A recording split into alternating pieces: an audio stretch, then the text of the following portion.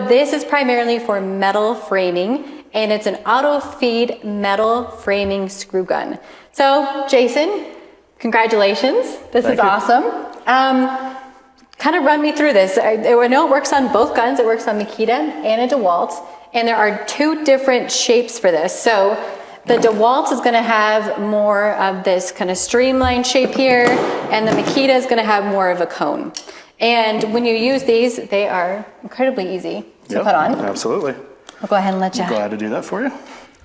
So you just put it in, pull the strap over the back, and you're in business. Take it off, just as simple. The right feed rail is adjustable for whether you're right-handed or left-handed, so you just set it to your side. If you want to go to the other side, you go here, and you're set. So you're pretty flexible on how you use it. Yeah, it's so nice. It really takes just a couple seconds to install. Right.